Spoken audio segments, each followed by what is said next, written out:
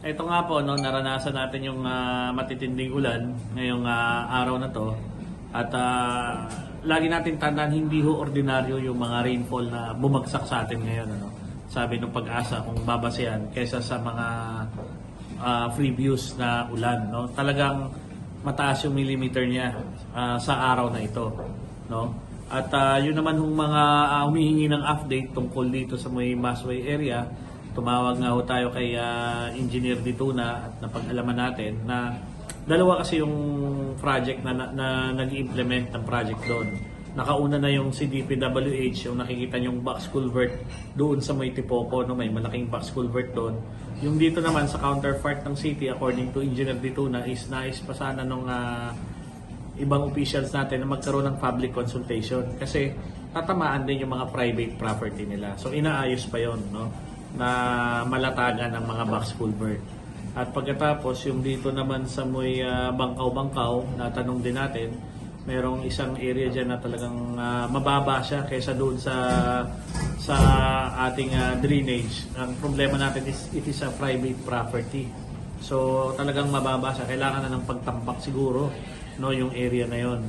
So yun yung mga hindi natin mauubos daw na maano yung tubig, pero mababawasan naman, no?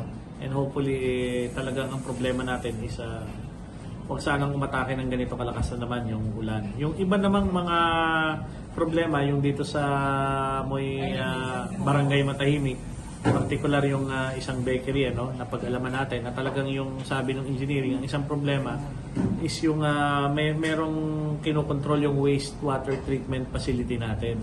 So, inaalam pa kung anong reason, kung bakit hindi kagad nabubuksan, parang mayroong volume of water na kinakailangan pa, no? So, nakikipag-ugnayan yung ating mga taga-City Engineering Department sa wastewater treatment facility na ino-operate, which is under yun ng kila Attorney Jerry De Asis, no? Ano na ang pangalan nito? Innovative. So hindi natin totally kontrolado yon. So nakikipag-ugnayan yung ating city engineering. Yung iba, nakita naman natin na talagang nag-clogging din yung ibang mga dinadaanan ng tubig natin. Hindi naman natin may kakaila na talagang meron ding mga basura, no, na medyo talagang na hindi nakakatulong pagka ganitong mga sitwasyon. Kaya nga sabi natin, ngayong Christmas season, particular yung dito sa Moy New Market, karamihan yung ibang nakuha dyan, yung mga buko, no, na minsan inaanod o pagka hindi maayos yung pagkakasalansan, minsan pupunta yan doon sa drainage at magkukos ng clogging. Hindi lang isa. At syempre mataas pa rin yung volume ng mga ibang mga plastics na nakita natin doon.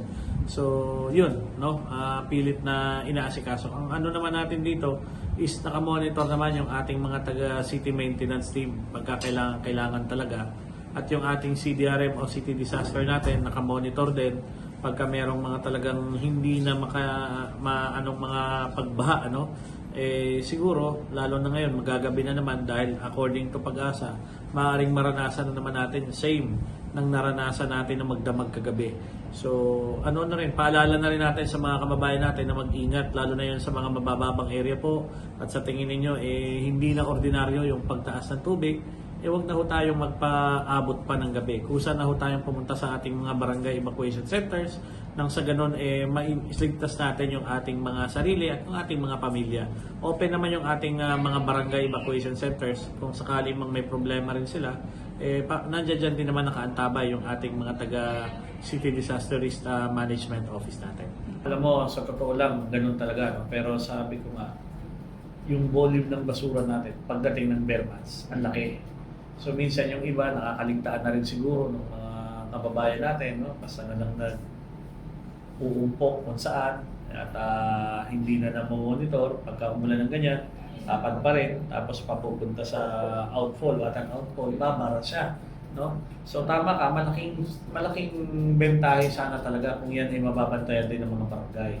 Kasi one call away lang naman kami sa solid waste. Pag halimbawa meron silang mga ngalakal na tumambak na nandiyan yung mga basura nila, nandiyan naman tayo willing naman tayo mag-akot, pero hindi nga natin kaagad-agad nababantayan yung iba, no? Sana kung nakatulong din sa barangay sa ibang mga parte na dugtong-dugtong kasi yan eh, may ibang mga lugar na nandoon yung anong tawag dito, yung daanan ng tubig, hindi natin napansinin, no?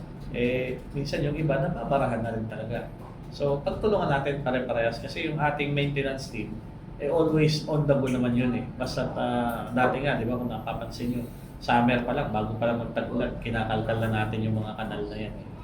Meron lang talagang iba na hindi na natin nababantayan. Particular yung ibang mga basura, no? Iba, basta na lang pag nakita nila, uy, walang basura, lalagay lang sa tabing kalsada o pwede. Minsan umulan, maaanod, wala na, magbabara na yun. Thank you, sir. Thank you, sir. Sir, balikan ko yung kay Baisa na issue, sir. Anong action po natin dito? Ang ano natin doon, yung ating city engineering nga, nakikipag-ugnayan dito sa wastewater treatment facility natin, no? Para makita kung talagang yun ang cause talaga ng problema. Yung sinasabing hinarangan or hinaharangan or kinokontrol na paglabas ng tubig. Okay. Thank you, sir.